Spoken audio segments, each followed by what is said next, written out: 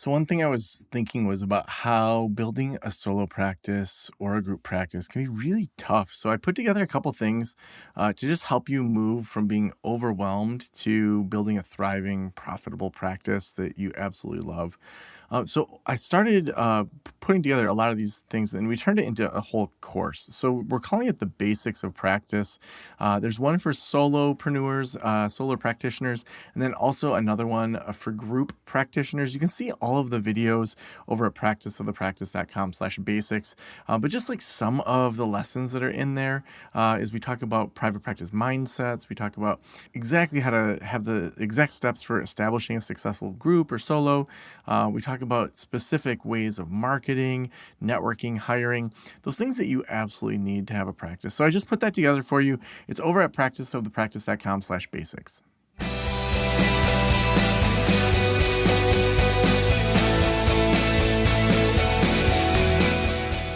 This is the Practice of the Practice podcast with Joe Sanok, session number 1390.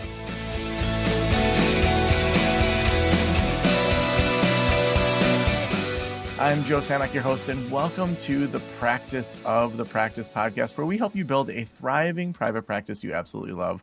A lot of my life, I feel burned out or tired, and I go through swings of kind of doing things I know are good for me, and times when maybe I don't focus on that as much. Since the beginning of the year, I've been doing lemon water and celery juice in the morning, and then just in the last couple days, I've been trying to do smoothies at lunch for a little extra energy instead of my extra espresso. My parents gave me one of their Nespresso machines, and it is just addictive to have espresso at my fingertips. So it's interesting to think in my own life how, if I go play Mario Kart, that doesn't help my brain rest nearly as much as if I do some watercolor painting or go for a walk with my partner, Claire, or things like that. So I'm really excited to have this conversation today with Shaina Siber, who's an LCSW and is also an integrative therapist who specializes in burnout recovery for healthcare workers, educators, and working parents. She's the founder of Affirm Mental Health,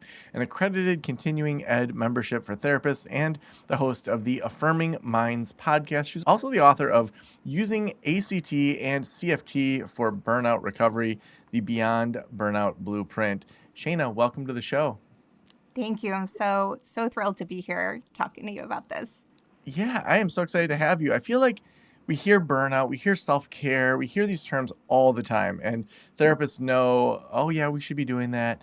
But the reality of it is, when I talk to people, even just the other day, we had our 7-figure practice club meet, and we meet once a month. And these people who are achieving such high-level things still are just like in the rat race and still just like spinning oftentimes. So I'm glad we're having this conversation today. Let's start with why do you care about burnout, and why do you care about self-care? Yeah, absolutely. Um, I think how I really came to this work of specializing in burnout recovery was in the height of COVID. I was working in a leadership position in a hospital in the Bronx, and the Bronx is sort of like a hotspot within a hotspot, and that the structural inequities that already existed in the Bronx sort of obviously, so many of us were devastated by COVID, but it just unearthed things at a different level. So the hospital was hit really hard, and there was a mental health crisis that happened amongst the healthcare workers, the frontline workers, but even just at large, like anybody who was working in that hospital system at the time was impacted by burnout and moral injury. So we really saw moral injury being quite pervasive.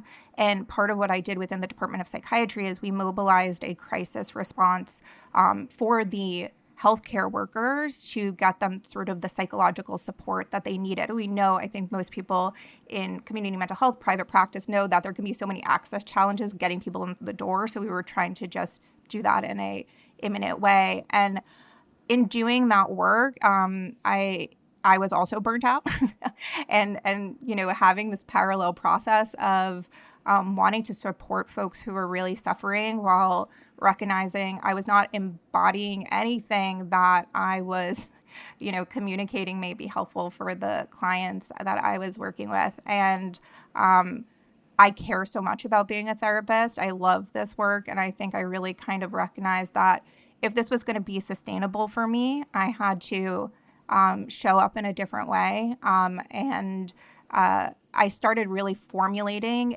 what's working with my clients, because things were working with my clients. And I kind of integrated these two theoretical frameworks of acceptance and commitment theory. ACT and compassion-focused therapy were really the things rising to the top and really, informing transformation for folks. And that's just been sort of something I've been really passionate about the last couple of years. Is like, how do I, disseminate this and bring this into the therapeutic community? Because I think, burnout as a clinical target is something that we're not always thinking about. We know we're burnt out. We know that people are burnt out. But I really feel like there can be something impactful about directly centering it more in therapy, and certainly for therapists to, kind of integrate this into their lives in a meaningful way.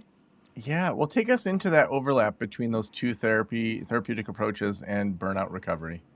Yeah, absolutely. So ACT is a third wave cognitive behavioral therapy, which really centers on a process of psychological flexibility. So this idea, a lot of therapy models are built on this idea of like getting rid of symptoms, curing syndromes. And this is really a different paradigm where it's talking about how do you be with suffering and pain and discomfort without needless defense, so without going into intense reactivity or avoidance, and show up in your life in a way that is still meaningful, and you can move forward in the service of your values and what's most important to you, which is really, really critical when we think about a lot of people's work environments where like they might not have a lot of control, like immediate ability to change at least like structural stressors that might be impacting their daily experience. So ACT was really important. And even when working with ACT, I was finding that shame and self-criticism and resentment and rage were barriers to making meaningful behavior change. And also sometimes untying oneself from really intense critical self-narratives, and cultivating compassion as like active skill work. It has been really transformative in getting people there. And also because I think some people get such the like ick from sort of mindfulness and compassion work. Compassion-focused therapy, which is the work of Paul Gilbert, where he pulls in a neurobiological framework and evolutionary psychology and attachment theory to specifically target shame and self-criticism. I can get people, I work with a lot of physicians, residents, that I can be very like off-put by like some of these softer skills. And his sort of the psychoeducation of why compassion is such an imperative from our evolutionary wiring. I get people on board and get people on buy-in that I think otherwise would not be sold on being more kind to themselves and others as an intervention. So those two things have really been worked together. What do you think the barrier is there for being more compassionate with yourself? Like, is it that they don't understand what that looks like, or like I'm already being compassionate with myself, or if I'm not compassionate, I won't achieve as much, or what are the things that get in the way of people having that compassion? Yeah, absolutely. I think one, you're kind of hitting on highly competitive environments, sort of for a lot of people, directly kind of confront their willingness to be compassionate. A lot of folks feel like if they see it as like cutting themselves slack, or like kind of like taking their foot off the gas, and have concerns about it affecting their performance, their achievements, the way that they show up in the world. They see compassion almost as like a risk to their success. And we talk about this idea of social rank, and that we are very sensitive from an evolutionary perspective of social rank. And for a lot of folks, they feel that compassion can put them at risk of where they are in that social hierarchy and their access to status and resources. And those things are important. They are realities of our experience and many of our capitalistic workforces directly reinforce that. And then I work with a lot of folks like in the Bronx who also were exposed to, interpersonal trauma, a lot of systemic violence. That fear that compassion is going to make them vulnerable, is going to make them weak, that's going to make them, be taken advantage of in some way. So I think there's a lot of, components we have to be mindful about of integrating compassion practices where we can introduce it with a pacing and titration that people can tolerate and it doesn't kind of kick them out of their window of tolerance, but also that they want to, that they see this as something that is actually going to be supportive to what's important to them. And I'm often talking about sustainability as like that sort of selling point of, yeah, I know you want to do this, but do you want to do it for like, a year, or do you want to do it for, the next 3 to 4 decades, Yeah, because you can do something for a little bit of time, but you have to really feel the value in it. How does that, I guess, like when I think about any sort of change, one thing I go to is kind of like habit stacking. Like, what are you already doing and how do you incorporate it into that? When you're looking at ACT or kind of implementing some of this, I think on one side, I'm thinking that there's sort of the actual actions. And then by even saying sides, it feels like they're like binary, which I don't intend. But on the other side, there's also just that emotional buy-in, that seeing there's a reason for a change and I don't even know how. So when we look at the actual action versus maybe the heart is maybe my question. How much do you spend on kind of the heart and the decision-making side compared to the almost like fake it till you make it, just do the action side? Yeah. No, I think it's a great, question of how do you sort of meaningfully hold both of these perspectives of acceptance and change. And I think what I'm often finding with the folks that I'm working with when they're burnt out, they're sort of in survival mode. So I think what happens a lot is when we really unpack their motivation for behaviors, often the way that they will describe it is not motivation. It's more structured around threats they're evading than actually building towards something that's meaningful for them. So it's sort of like, I don't want to be fired. I don't want to be rejected. I don't want to be embarrassed in this meeting, right? So they're structuring a lot of their behavioral decisions, what they say yes or no to, based on trying to evade some sort of threat. So a lot of the work that I'll initially do before we evoke any sort of behavioral change is getting people to work on a compelling vision. What does it look like? What are we building towards? Why is it important to you? And getting some sort of real emotional resonance with that.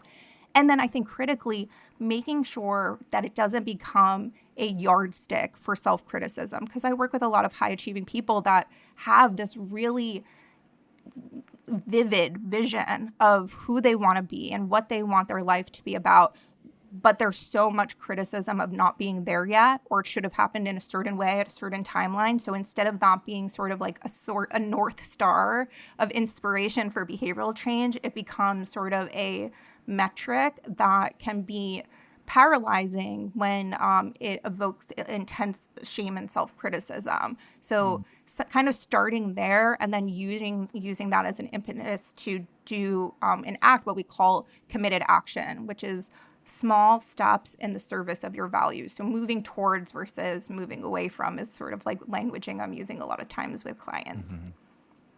So if we were to say someone's listening to this and they're saying, okay, yeah, probably the way that I'm doing my own self-care isn't working. They identify there is a problem there. Where would they start? Like, where should they start in regards to evaluating their values, evaluating what might take them to a different place? Yeah. Well, one thing that I really appreciate you saying is, one, mentioning habit stacking.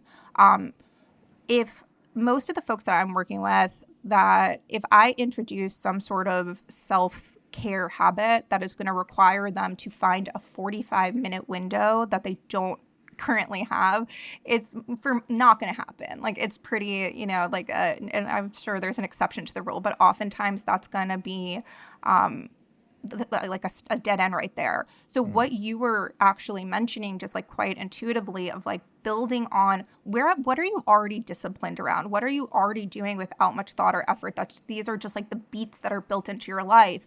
And how do we infuse your values into those practices? How do we do those things more compassionately and build out a practice there? So I'm often talking about time neutral self-care changes and starting with the lowest capacity, lowest effort foot in the door. Something else that you were mentioning when you were kind of reviewing your own self-care routine is you were sort of highlighting like, oh, I noticed like this is energizing and this isn't energizing. I always really invite people to do an inventory of what they're doing now that they think is soothing, they think is sort of like their way to relax and unwind, and get curious if is that actually giving you the energetic return on investment that you think it is, or are you doing it because it's sort of just like built into the autopilot of like the backdrop of your life, and you're used to like going on your phone and going to Netflix, and you haven't really like checked in as, is it make me feel better? Is it actually giving me the emotional or energetic shift I was hoping that it would by investing that time and energy? Shaina, what would be some questions on that inventory that people could ask themselves? So you kind of hit on some of them, but would you take us through sort of what a typical just self-inventory would sound like or look like? Yeah, so I might just start by saying like, walk me through your day. Like walk me like what a typical day might look like. And of course, people might have variety in that, but most people can sort of pull through from waking to sleep what that day would look like. And I start to invite curiosity about like, what do they do when they're stressed? What do they do on the things that they feel like are the routines that are deeply embedded into their life? Their commute, them drinking coffee, like whatever sort of like how they show up at the work when they're turning on their computer, whatever the beats are of the day. And I start to really get curious about like, what are the things that they do almost every day with a lot of consistency? And we start there, just saying like, how do you, when you are engaging in that, why do you engage in that? What are you hoping will happen? How do you feel afterwards? And then we start to kind of get an exploration of, is that an opportunity where we can add some habit stacking, right? Can we add something on? Do we need to remove something that's happening there? Do we have to modify something there? And we kind of like can find some of those natural entry points. So for some folks that I'm working with, their time is so limited. It's like, yeah, we're fitting in like the gratitude practice when they're brushing their teeth, because that's like the one, or they're going on their commute, just being really intentional about the music they listen to or the content they're consuming. Or I can't get that, like they're still going to be scrolling on their phone, but we reset their algorithm. So instead of like, looking at, the most recent horrific tragedy that's happening in the world, they're, looking at kitten videos or something that actually has at least a minimal or like neutral impact on their nervous system, but ideally something that can actually move them into cultivating more positive affect, emotions, and experiences internally.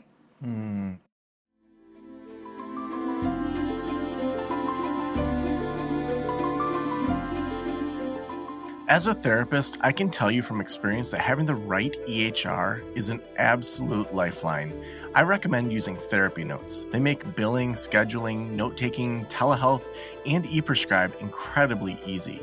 Best of all, they offer live telephone support that's available 7 days a week. You don't have to take my word for it. Do your own research and see for yourself. Therapy Notes is the #1 highest rated EHR system available today, with a 4.9 out of 5 stars on trustpilot.com and on Google.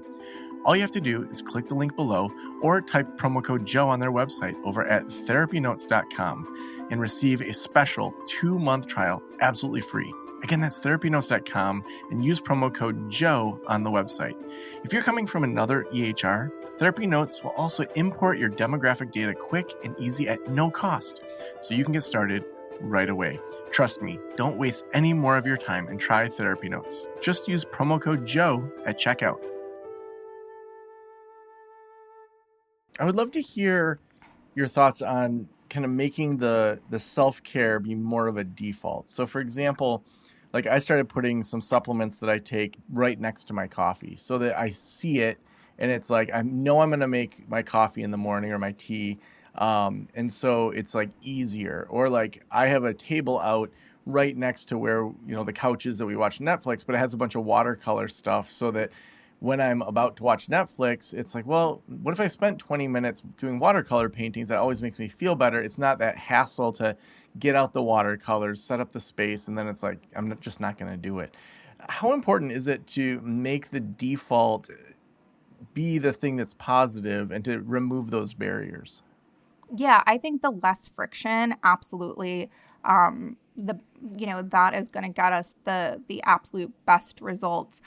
Many of the people that I'm working with, they have decision fatigue. They're just doing so much that they don't have the cognitive bandwidth to choose one more thing. So as much as we can create systems that it's easier to make choices that are giving them that energetic return on an investment, and make it not impossible, but they have to kind of go through a few more steps to do the things that might be more energy depleting. I really try to move away from seeing anything as like inherently good or bad or moralizing any behavior. I think we're really kind of like looking at it and is it helpful in building the sort of life that you want, and the person that you want to be. I think that's the other piece is like articulating and framing behavioral change, really rooting it in that why and that vision of why it's important to you. We can feel really disconnected from some sort of behavior change and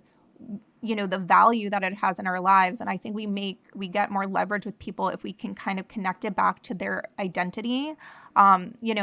Making your bed every day kind of feels like a pretty like low priority task unless you kind of tie it of like, I'm the kind of person who treats myself in a way where I have a standard of having a living space that feels really good to me.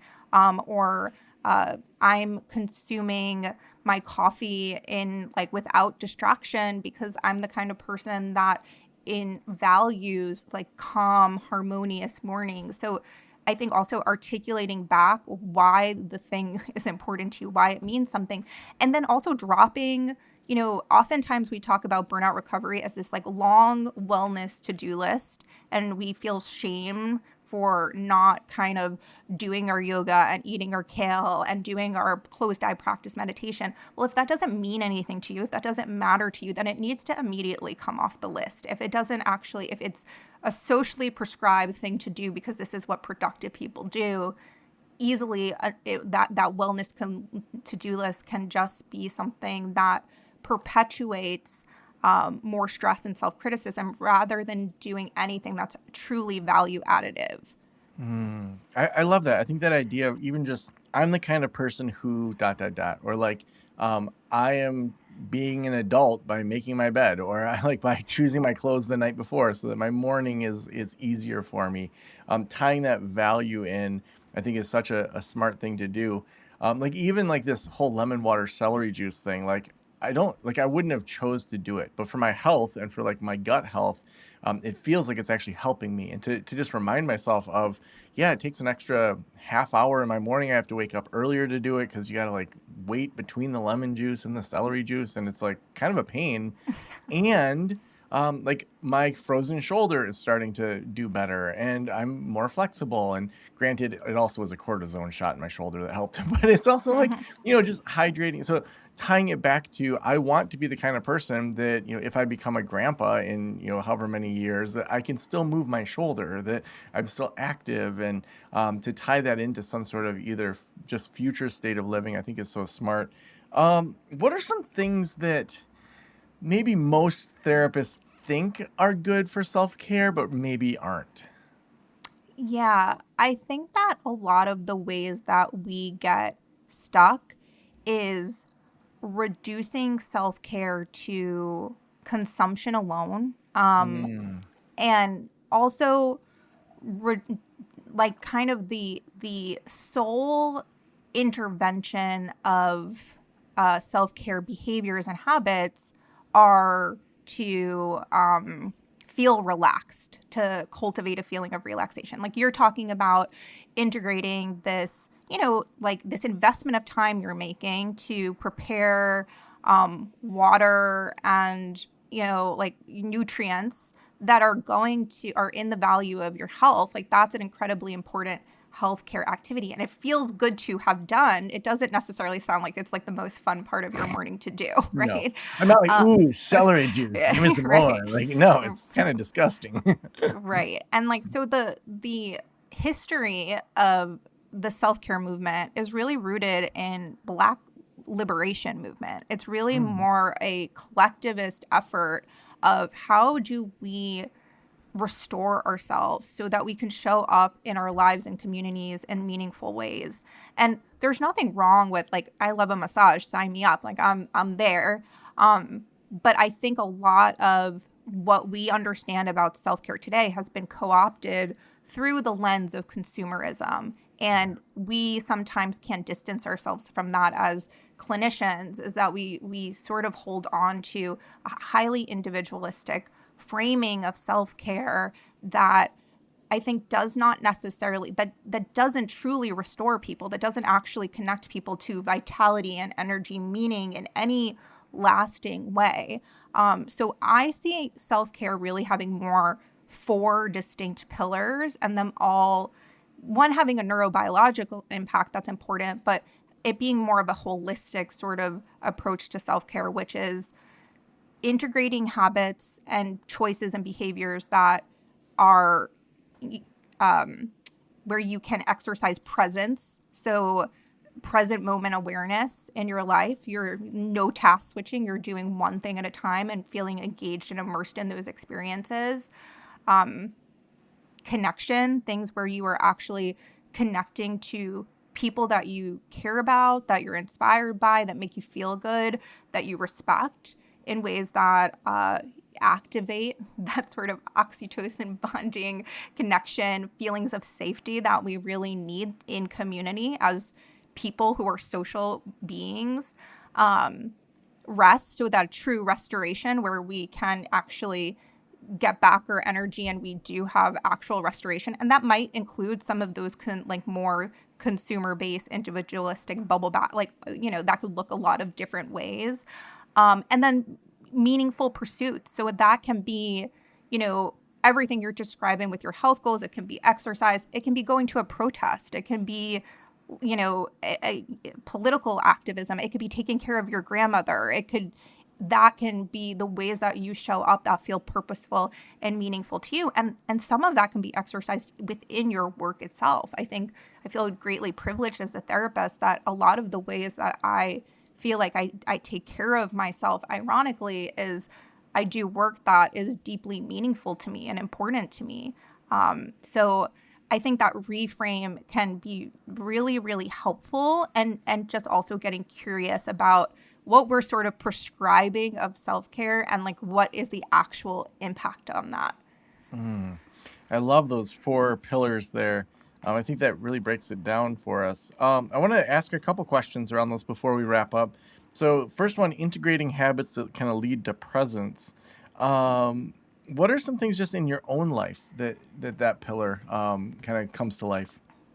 Yeah, I think for me, a lot of it has been doing something all the way, right? And that is if I'm, and that can even be like the things that we kind of think as more those like bed rotting kind of activities. Like if I'm going to decide what I need in any given moment is like to watch a show, right? Or, that's like what I need to throw on like The Pit and like have that be my experience after a day where I was really emotionally taxed, is like, I'm going to do it all the way. I'm going to put on like my cozy pajamas. I'm going to light a candle. I'm going to like be fully there. I'm not going to be like on my phone distracted. I'm going to let my health have the full experience.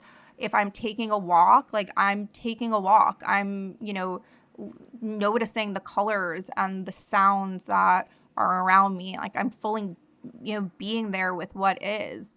And if I'm having a conversation with my husband, I'm there with him. I'm listening. I'm sort of checking in with myself, and I'm putting my focus on the experience that's in front of me. So I think to me, it's showing up fully, and you can sort of habit stack your self-care by making your presence also be something that gives you connection, something that gives you rest, something that is meaningful for you. But I think it's so hard. We do so much task switching and multitasking in our society that for just taking some time, because time neutrality is so important, to do one thing at a time is sort of a privilege and a gift, and something that I have to be intentional, even if I can only do it for a couple of minutes a day.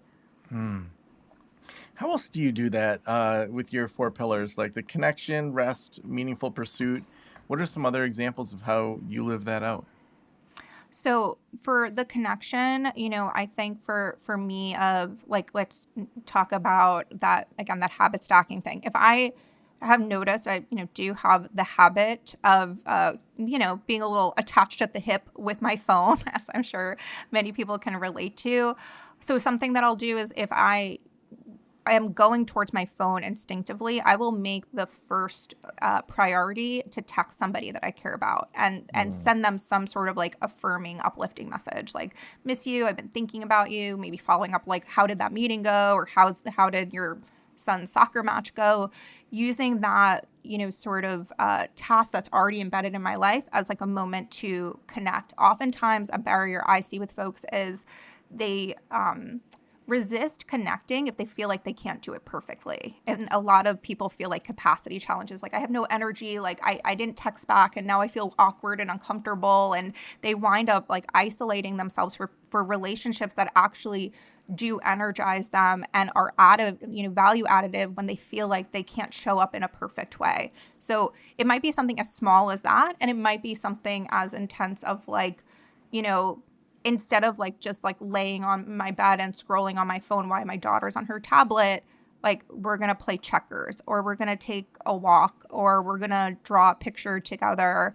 And again, I think being so thoughtful about what is the capacity that you have available to you, right? Like, my capacity might look different, day to day. If someone who is listening is working multiple jobs, is a single parent, has an autoimmune condition, has chronic pain, my choice that's available to me might be different than the choice available to you. So this is all done with the lens of your personal agency, of like, what is actually the choice you have available in any given moment, given the context that is sort of central to your life, and choosing from those options with the most compassion, as aligned with your values to the best of your ability.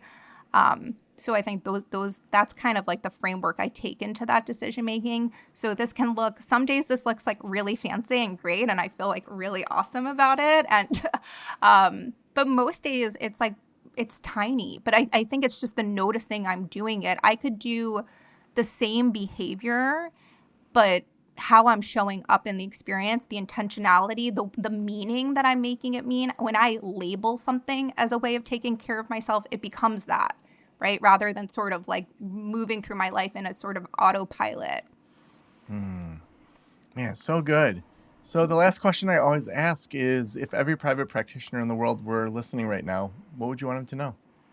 Yeah. So maybe going back to that component I said about personal agency, a big refrain that I say in my work is that choice over control. There's so many things in our lives that we do not have control over. And a lot of the masquerade of burnout is us trying to gain control of our lives, and how those control strategies can actually amplify our suffering. And choice is almost always available to us. And there's 3 components that focus, like what you focus on. And that could be internally what you're focusing on in terms of your internal experience. It could be what you're noticing going on in your world. The meaning that you make to things is the second part. So not your automatic thoughts, not like your automatic judgments, evaluations that you probably have little control over, but what you decide you want to make something mean. And then your behavior. So what you choose to do. I think with burnout, critically, what sometimes you choose not to do, what you say no to and set boundaries around. That's where our power is. And that is something we can always come back to at any given moment. You can always choose again. And our therapists, I think, have such a well of compassion for other people, and sometimes we kind of neglect it for ourselves. So I hope folks can maybe utilize that as a tool to kind of come back to themselves when they are feeling out of control. Mm. So good, Shaina. If people want to get your new book, if they want to follow your podcast, where should we send them? Yeah, so using ACT and CFT for burnout recovery is kind of online wherever you can get your books. So Amazon, you could get it directly from the publisher, Routledge. You can find my CE courses and all that good stuff at affirmmentalhealth.com. I host the Affirming Minds podcast, so feel free to check that out. And yeah, thanks so much. Oh, thanks so much for being on the show.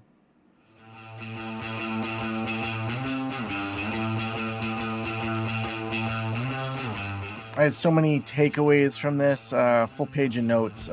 Just that idea of going back to psychological flexibility. It's the stuff that we learned back in grad school that maybe we haven't really thought about. And just in my own life, just thinking about how often am I just being with suffering, pain, and discomfort and showing up with meaningful values and thoughts instead of just trying to fix it. Trying to say, what's the problem here? Do I need to get this thing out of my life? Do I need to kind of kick it out? Also, just for me, that I'm the kind of person who ... what is it that when I'm doing it in the world, how do I want to show up? And so I think really just intentionally thinking about, sure, I would like to have a clean house, and I also want my kids to feel like they can just kind of explode at the end of the day, and they've carried that weight through the day. And if I'm always just put your bag away, do your chores, do this, that idea of what do I want to do, especially as a parent? And then just going through those 4 pillars, thinking, how do I continue to grow those connections, integrate habits for presence, rest and true restoration. I think a lot of times we feel like we're having restoration, but we're not. And then, that meaningful pursuit of finding things in the world. So awesome today. We couldn't do this show without your supportive community. By being a part of the Practice Academy, that's our membership community. We have 250, 300 people in that right now. We're on track to be at about 500 by the end of the year. It's for whatever phase of practice you're in. If you are just getting started, we have sustainable solo practice, and that's all the way through having a thriving solo practice. Our track 2 is group practice launch. So if you're going from solo into group, that trains you how to do that with our weekly meetings. And then we have sustainable group practice, and within that there's kind of a subgroup called our 7-figure practice club. So wherever you're at in your practice, we can support you. Head on over to practiceofthepractice.com/membership.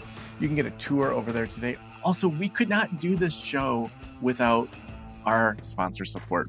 Therapy Notes is the best electronic health records out there. They've been a supporter for years, but even more importantly, they can help you grow and scale your business with their EHR. They have embedded in their system their own virtual way, similar to Zoom, of doing HIPAA-compliant teletherapy. They'll help you move from your current billing platform over to Therapy Notes. They have amazing customer service. A lot of these EHRs only have text support or chat, but you can actually talk to a real person that will help you out if you get stuck. A couple years ago, I remember I had a client that had switched over, and the old company wasn't releasing the things, and Therapy Notes did such an amazing job of coordinating so that therapist could get back to doing therapy instead of worrying about her EHR. They're an amazing company. Head on over to therapynotes.com. Use promo code JOE, J-O-E, at checkout to get a couple months for free. Thank you so much for letting me into your ears, into your brain. Have a great day. I'll talk to you soon. Special thanks to the band Silence is Sexy for that intro music, and this podcast is designed to provide accurate and authoritative information in regard to the subject matter covered. It is given with the understanding that neither the host, the producers, the publishers, or guests are rendering legal, accounting, clinical, or other professional information. If you want a professional, you should find one.